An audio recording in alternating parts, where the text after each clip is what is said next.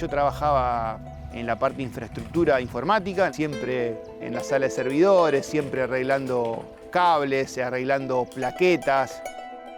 Y lo primero que hice en su momento fue conseguir un perro para que me obligue a salir del departamento. Y con él empecé a recorrer los parques. Y en un parque especial de Rosario, que es el Parque Scalabrini Ortiz, había timbó, que en ese momento ni sabía lo que era. Qué lindo árbol, qué copa amplia. Me gustaría cultivar algunos para ponerlo de sombra en alguna plaza de mi pueblo. Empecé a cultivar árboles en el patio de mi departamento, empecé a hacer estanterías para meter germinadores, empecé a hacer mini invernaderitos. Y empecé a recorrer más todavía los parques de Rosario. Los parques históricos tienen rarezas de arbolado. Empecé a descubrir que había muchas nativas de otra época, de una época a lo mejor como ahora, donde alguien estaba intentando revalorizarlas. Y empecé a tener contacto con la gente de la Municipalidad de Rosario y en un momento me dijeron, che, mirá, estamos viendo la posibilidad de arrancar con un vivero de nativas, ¿te querés sumar?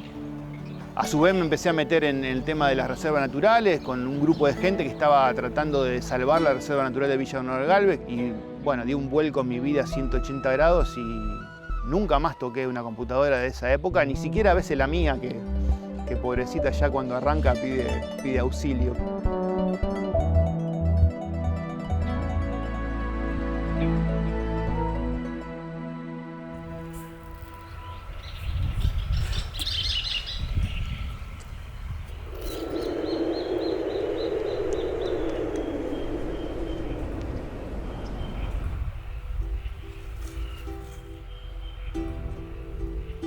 Bueno, yo me dedico principalmente a la reproducción de árboles nativos, con un interés especial en tratar de encontrar o aportar un granito de arena a la construcción de otro arbolado, un arbolado urbano nuevo, preparado para los desafíos que van a enfrentar las ciudades con respecto al cambio climático.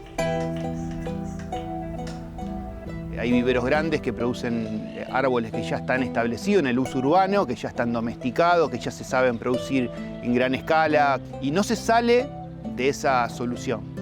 No se tiene en cuenta la biodiversidad, que es importante para la sanidad del arbolado urbano. Contame, ¿cuál es tu objetivo a partir de los árboles nativos? Bueno, lo que tengo es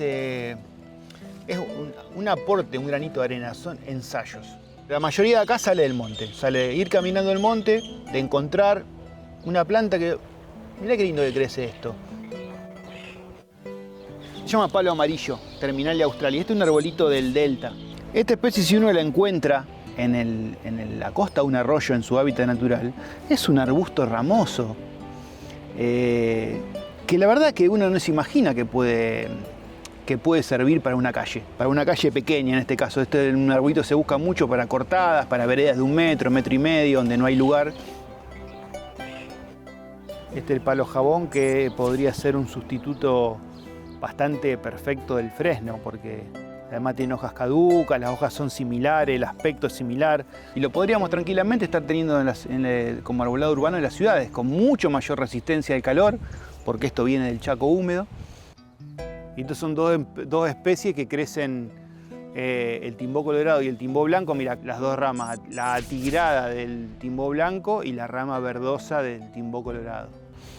La mayoría de los árboles de acá, los árboles nativos, tienen registros fósiles que van de 10 a 25 a 50 millones de años, cuando nosotros no éramos ni un dibujito en la evolución del planeta. Y ya estas plantas estaban acá pensando en cómo distribuirse con el agua, cómo ser alimento de los zorros, de los tapires, como en el caso de los algarrobos, o del mistol, por ejemplo. Y por eso en el monte hay nombres muy populares, muy de naturaleza, como por ejemplo sombra de liebre, que es un arbustito donde la liebre se para siempre ahí abajo, o la sombra de toro, porque el toro siempre era la única sombra que había a veces en la montaña, o mistol del zorro, porque es una planta que se parece al mistol y el frutito se lo comía el zorro porque era una planta peticita. Y todos los nombres del monte están siempre ligados a alguna descripción de algo que pasa en el mundo natural. Y las grandes ciudades toman conciencia de la necesidad de modificar los árboles que hay? Bueno, no. No, esa es parte de todo el trabajito de hormiga que hacemos algunos, insistiendo, en la necesidad de cambiar ese arbolado, de adaptarlo a otra realidad, que es una realidad distinta para cuando el arbolado empezó a tener especies de Europa, de Norteamérica, cuando vivíamos más el frío y el problema era que en invierno no queden hojas porque no pasaba el sol. Toda esa etapa, lamentablemente, va quedando atrás. Durante mucho tiempo el arbolado de nuestras ciudades priorizó criterios que ya no funcionan. El clima del mundo cambió y plantar árboles nativos es necesario para actuar localmente. Son especies que conocen el suelo, el clima y la fauna. No necesitan riego y agroquímicos. Mejoran la calidad del aire, bajan la temperatura, absorben agua de lluvia. Y también nos cuidan reduciendo el estrés y embelleciendo nuestros barrios. El árbol nativo no es solo paisaje, es identidad, salud y futuro.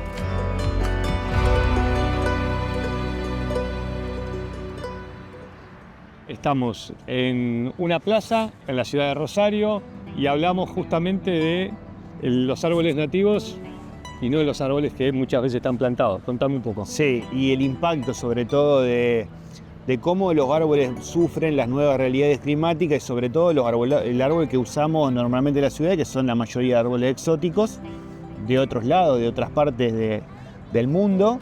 Esta especie, por ejemplo, que es un plátano, un árbol bastante controversial que tenemos plantado en mucha cantidad en nuestras ciudades, porque era un árbol que se usaba hace mucho tiempo. Sufrió mucho de calor en estos últimos 3 o 4 años, donde hubo mucha sequía además, y bajó las defensas. Cuando baja la defensa, se hizo propenso al ataque de un taladro, que son todos estos agujeritos que uno ve acá, y esta especie está siendo atacada por el taladro en muchas ciudades de la Argentina. La importancia de sostener estos ejemplares que crecen naturalmente, que son propios de este lugar, para la conservación de biodiversidad en las ciudades, ¿no? Este tipo de árboles hospedan insectos, hospedan aves, sirven de sitios de nidificación, y es notable como uno, cuando arma forestaciones con estos árboles que son netamente el lugar, ve una cantidad de aves tremenda que no ve en un parque normal, terminan ayudando al control de plagas, a que los árboles estén sanos, a la dispersión de frutos que comen a las aves y dispersan en otros lugares. Y así es un círculo, empezamos a meter al ecosistema urbano en un círculo virtuoso. Bueno, y es importante tener en cuenta que los planes de arbolado no sean un número para mostrar, que no sea simplemente una historia de Instagram donde se cuenta que se plantaron 10.000, 15.000, 20.000 o 30.000 ejemplares, sino que más que plantar mucho, importa plantar bien y de obtener mucha información con árboles nativos, con especies nuevas, con especies preparadas naturalmente para aguantar mucha temperatura, que va a ser el problema central de las ciudades en el mediano y largo plazo. César, como naturalista, estudiando las plantas, los árboles, mucho tiempo en soledad, me imagino contemplando qué cambió en vos, en tu percepción de lo que te rodea después de que salís de acá. No tolero el ruido. Me hace mal el grito, me hace mal el ruido agresivo de una sociedad urbanizada, el ruido de las motos, el ruido de los autos. Sé que eso forma parte de la realidad con la que convivimos a diario, ¿no? Pero cuando uno pasa mucho tiempo acá, trabajando, concentrado, y ahí voy a tomar un trago de agua y por ahí ya me doy cuenta que me tengo que ir. Es paradójico, ¿no? Porque vos, por un lado, estás trabajando mucho tiempo solo, pero tenés una gran comunidad a través de las redes sociales que te acompaña. Bueno, gente, ¿cómo andan? En muchos lugares el plátano se está viniendo abajo, mal, con muchos árboles secos. Fue trabajar iniciando el vivero nativa de la Municipalidad de Rosario, de estar involucrado en el arbolado rosarino, que es una ciudad compleja, con sus problemas, sobre todo en el arbolado de una ciudad. Videos tuyos dando un consejo de no tiren las hojas, no es basura, es abono, de 1 millón de visitas. Bueno, gente, nos tenemos que amigar con las hojas. No puede ser que estemos gastando tantos recursos para sacarnos este material de encima. ¿Cómo ves que toma tu mensaje la gente? Yo creo que la gente está predispuesta a escuchar, que hay mucha más gente predispuesta a escuchar hoy que hace un tiempo atrás. Y sobre todo que está dispuesta a escuchar cuando lo que uno cuenta le es útil. Bueno, con esto acá hacen alta compostera. Es un compost que con un poquito de humedad enseguida empieza a levantar temperatura porque tiene mucho verde, porque tiene mucho seco. Cuando vos le decís, che, las hojas las puedo usar, ¿cómo vas a estar quemando carbono? ¿Cómo vas a estar gastando una bolsa de plástico y una sopladora? O sea, quemar petróleo para sacarte encima algo que puede ser fertilidad para tu jardín. Cada año cuando empiezan a caer las hojas de estos robles y hojas de otros árboles que tengo acá dentro del predio, voy haciendo estos montones acá. Este montón se va haciendo cada vez más grande hasta que cubre casi toda esta parte. Y estas hojas acá van siendo consumidas por los microorganismos, por los hongos, por las bacterias y por las lombrices sobre todo. El año que viene, cuando las hojas vuelvan a caer, este montón se habrá hecho sustrato, se habrá hecho tierra, se habrá hecho nutrientes y parte importante de esas macetas en donde salen los árboles que cultivo. A lo mejor la gente a veces necesita una puerta de entrada y que vos le digas que puede hacer algo distinto. Y que puede colaborar y que puede generar un cambio. Claro, que puede, que no es no puede, que puede. O sea, el no puede a veces hasta, en cierta forma, hasta genera medio rechazo, porque cambiar es difícil. Vos venís haciendo las cosas de una manera y cambiar es complicado desde la negativa. Ahora, cuando a vos te dicen, vos podés cambiar para mejor, podés hacer algo que es útil, podés estar haciendo mejor las cosas, capaz que te incentiva un poco más.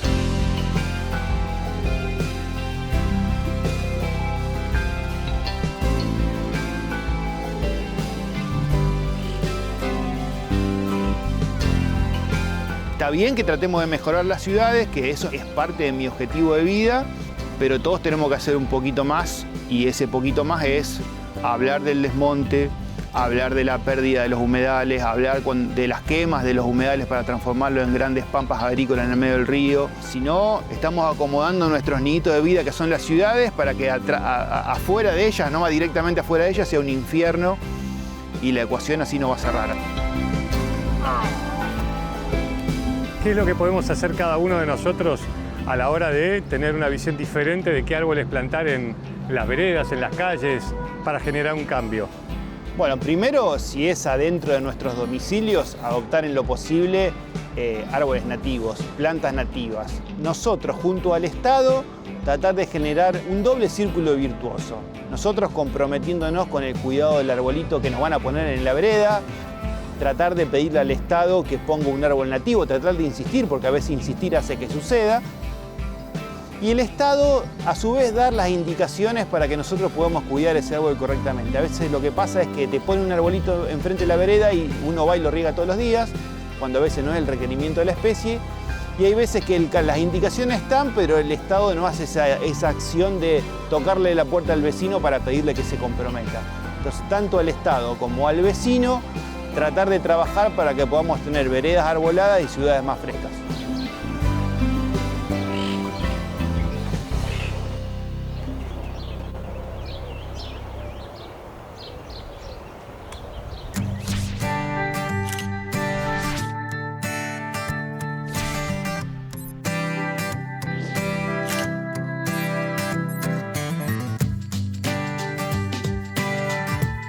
Mientras algunos defienden las raíces nativas, otros imaginan nuevas formas de habitar la tierra en que vivimos.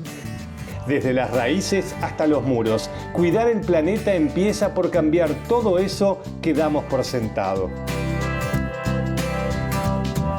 La arquitectura bioclimática, como su nombre lo dice, es bio-vida, cuidar la vida, inclusive de todos nosotros, de los seres humanos, en relación al clima de un cierto lugar determinado. 50% de la energía del mundo se consume en la ciudad y el 70% de las emisiones de gases invernaderos emiten de la ciudad. Por eso, como arquitectos y urbanistas, nosotros estudiamos y transferimos conocimiento a los estudiantes para intentar que sea una ciudad sana y que no sea una ciudad solo consumidora, sino una ciudad productora. por ejemplo, de energía.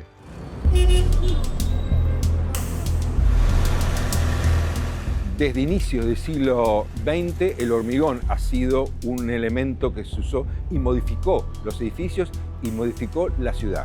Uno de los temas que nosotros estamos trabajando es en utilizar elementos, componentes, materiales que en su proceso de producción y en su proceso de construcción requieran menos energía. Uno de esos es la madera. Nosotros trabajamos con madera, lo que se llama certificada, madera que se cultiva para un fin determinado. Entonces implica menor tiempo de producción, menor tiempo de construcción, menos residuos. La universidad tiene no solamente una instancia de formación, de educación, sino que además tiene una idea de hace muchos años de producir cosas, producir objetos que la sociedad requiere. Acá estamos en un predio de la Universidad Nacional de La Plata, la Facultad de Ciencias Agrarias y Forestales.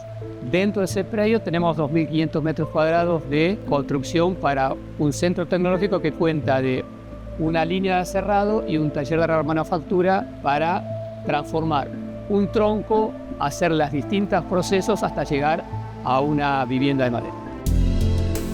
Contame el proceso y háblame de eso. Sí, los troncos de A1 pasan a lo que se llama un carro, empiezan a cortarse una sierra que es similar a una sierra de carnicero, una sierra sin fil se llama. Se hace el primer corte, se le da el espesor a la tabla, le da el ancho a la tabla y en la última parte del proceso le da el largo a la tabla. Entonces hacemos desde un tronco que tiene una figura de un cono truncado, hacemos una figura prismática en toda esta serie de pasos. El 90% de los rollos que se utilizan en la industria vienen de los bosques implantados. O sea, nosotros estamos promocionando la construcción en madera utilizando los bosques implantados. Para eso se plantan, es como cultivo de soja, se planta, en determinado periodo se corta, se utiliza la madera y después se sigue plantando y se sigue el ciclo productivo. Bueno, estos son estructuras de techo para una casa de 81 metros cuadrados y bueno, también tiene todas las especificaciones del reglamento, cómo van lo que es unido, esto se llaman los nudos, este tipo de tablero, todo esto está ya preparado para ir a la obra. Hace unos 5 o 6 años desarrollamos un prototipo de vivienda a partir de la necesidad de la universidad de acudir a la emergencia habitacional. Este prototipo fue la base de aprendizaje para después poder replicarlo en la provincia. Por eso es muy importante, porque acá se ejecutó, digamos, todo el proceso desde cero hasta la concreción de la unidad habitacional. Sirvió como un aprendizaje para después estas mismas prácticas llevarlas con 7 viviendas que se desarrollaron después en la provincia, en la localidad de Tapalqué, que es un municipio muy pequeño, pero con mucho ímpetu hacia las estrategias de sustentabilidad. Se pudieron concretar estas 7 viviendas allá, junto con la misma cooperativa que se formó acá en el predio del Centro Tecnológico de la Madera. Este sistema es un calefactor solar de aire, se llama, liviano. En este caso es una superficie metálica, una chapa ondulada, que está pintada de negro. La radiación solar atraviesa este vidrio y tiene 2 orificios, digamos, dos conductos. El inferior, por donde el aire va a ingresar, y el superior, el aire calentado, ya una vez entibiado, va a salir. Entonces se va a producir todo el tiempo una recirculación de aire natural. Esto sería la parte interior de la casa. Se ponen, lo que están viendo acá es lana de vidrio, que es el aislante de 10 centímetros. Después se pone una tabla de 2 centímetros de espesor y sobre esto van todas las instalaciones. Y esto sería el revestimiento interior. Esta barrera, la lluvia como hoy, no deja pasar el agua líquida, pero sí deja pasar el vapor de agua que puede haber dentro del muro. Como una tela. Como una tela. Y el revestimiento exterior puede ser como esto, que es un siding de madera, pero puede ser placa cementicia, puede ser chapa, puede ser ladrillo, puede ser cualquier material con que nosotros querramos ver nuestra vivienda. Los muebles fueron también construidos en el Centro Tecnológico de la Madera. Ellos tienen todas las capacidades para desarrollar equipamientos y muebles con distintos tipos de madera que van recibiendo. Es muy importante que la vivienda social y la vivienda para los sectores más vulnerables tenga criterios de aprovechamiento de los recursos, porque la dependencia con la energía convencional es muy perjudicial. que funcionen con una buena orientación, con un buen aislamiento, con una buena ventilación, da independencia económica a los grupos sociales que más lo requieren. Por eso es muy importante pensar en la vivienda social bioclimática. La tecnología bioclimática piensa con el clima, no contra él. Diseña edificios que se adaptan al lugar, ahorran energía y cuidan el ambiente. Usa el sol para calentar, el viento para ventilar, la sombra para refrescar. Y lo hace con materiales nobles. Una arquitectura que respira, que entiende el entorno y que construye futuro. Bien, gracias por venir. Gustavo, estamos en un edificio bioclimático en la provincia de Buenos Aires. No es cualquier edificio, contame. No. Este es un edificio demostrativo de todo lo que tiene que ver, como vos decís, de las tecnologías bioclimáticas o bioambientales. Tiene un carácter administrativo, por un lado, porque se encarga de generar diferentes proyectos de instalación de energías renovables en la provincia de Buenos Aires. Y además tiene un carácter también, hay talleres, hay aulas para formar a técnicos, a profesionales, a escuelas técnicas, a escuelas secundarias o primarias. ¿Sí? Es un centro demostrativo. Yo te decía, Andrés, que este es un edificio demostrativo de tecnologías y de materiales. En este caso estamos viendo un material que es biomaterial, que tiene una conformación del micelio de hongo, que es un tipo de hongo que crece sobre un sustrato, que hay diferentes sustratos, que es cáscara de maní. Una vez que el hongo crece, de una manera se reduce, se seca y sirve como material aislante y térmico. Acá tenemos manta de lana de oveja, que es una aislación térmica y acústica. En realidad se recicla la lana de la oveja que se tira o se quema, se aprovecha, se limpia, se teje. ¿Qué es lo bueno? Es que esto no es como la lana de vidrio, que esto es inocuo para la salud de los operarios. Y totalmente natural. Y totalmente natural. Estos son ladrillos de PET. Es un ladrillo que está desarrollado por el CEBE, que es un Centro de Vivienda Económica de Córdoba. Un ladrillo que utiliza el PET, o sea, las botellas de plástico que se tiran, se muelen, también con una cierta granulometría, se empasta con muy poquito cemento y quedan ladrillos livianos. Esta, fíjate que también es una muestra porque son planchas de 60 centímetros por 60 centímetros de un biomaterial. En este caso son cáscara de maní, se aglutina y se comprime y con eso hacemos placa de madera. Viene de un laboratorio de investigación de Jesús María, en Córdoba. La otra son todos los muros acumulados de calor, son de hormigón vibrado, y dentro tienen encapsulado agua. El agua tiene 4 veces más capacidad de acumular calor que cualquier material más denso. El aire más frío, que está cerca del piso, entra por las rejillas inferiores, se calienta, parte de ese calor me lo entrega a la noche. Va a empezar a salir calorcito a la noche por la parte superior. Hay una iluminación pareja, lo cual permite la iluminación necesaria para un buen trabajo administrativo. Esto tiene que ver, como te decía, con la iluminación perimetral de las ventanas y también con la iluminación cenital. Y acá otra cosa que vamos a ver... Yo veo una rejilla, pero sí. Contame qué es. Sí, esta rejilla es en el periodo cálido, entonces necesitamos ventilar. Puede ser que yo, abriendo las ventanas superiores, tenga una ventilación cruzada, se llama ventilación cruzada, o puedo extraerlo. ¿Y cómo lo extraigo? Se llaman chimeneas solares en el cual, abriendo, accionándola, la chimenea, que funciona sola, como una chimenea de una parrilla, va a extraer el aire caliente que yo voy a tener lo más cerca del cielo raso. Pero además hemos incorporado en este equipo, de una manera experimental, un colector solar para calentar aire y darle más potencia al fluido, al aire. También se diseñó lo que se llama un laboratorio a cielo abierto, donde tenemos paneles fotovoltaicos para generar energía eléctrica y también tenemos colectores solares para calentamiento de agua, o lo que se llama comúnmente calefón solar. Este es un sistema que diseñamos de recolección de agua de lluvia. De la terraza del edificio se junta el agua, se filtra primero, se limpia y luego va en estos tanques de acumulación, que son 3 tanques de 5.000 litros. O sea, tenemos 15.000 litros de acumulación de agua de lluvia, se usa para el riego por aspersión de todo el predio y de todos los taludes que rodean al edificio. El tratamiento de los líquidos cloacales, en este edificio lo diseñamos a partir de un sistema de biodegradación tradicional, común, pero los efluentes van a un se llama humedal, donde diferentes microorganismos, colaborando con plantas acuáticas, terminan de depurar el líquido cloacal. Este agua luego se va a un terreno de infiltración. Por gravedad se van a ir a la napa. Si vemos, no se prenden las luces.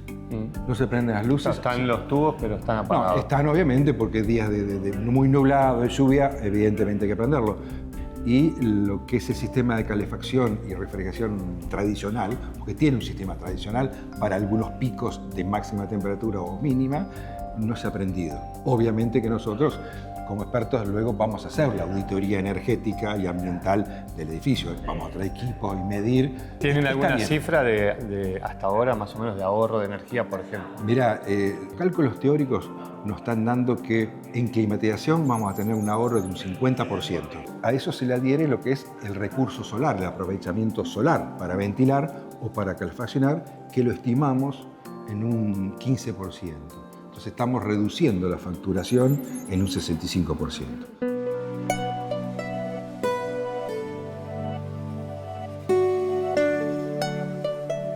En un mundo que ya no puede darse el lujo de construir como si nada pasara, pensar la vivienda también es pensar el futuro. Cada casa es una oportunidad para cuidar el ambiente, para reducir el impacto, para democratizar el acceso a la energía. Construir de forma bioclimática no es solo una elección técnica, es una decisión social y ecológica. Significa levantar muros que dialogan con el sol, techos que recogen el agua, espacios que respiran con el viento. Pero también significa liberar recursos. Energía que no se malgasta, sino que puede redistribuirse en donde más se la necesite. Pensamos que hay que generar conjuntos de vivienda que sean eficientes desde el punto de vista del consumo de energía, que mejoren las condiciones ambientales de los que viven y esa reducción de energía se puede seguramente distribuir en otros lugares, ¿no? A otras viviendas, a otras regiones, a otros municipios o a otros sectores, por ejemplo el sector de la producción. Se debería asistir a una ciudad que reduzca el consumo energético y tenga una distribución más equitativa en todos los sectores que conforman nuestro país, ¿no? Hay conocimientos que en este momento no se saben y que nosotros queremos impulsar desde la academia, desde la formación, desde el CONICET o desde el ámbito universitario, difundir los conocimientos, estos principios técnicos para colaborar, obviamente, con una mejor vida.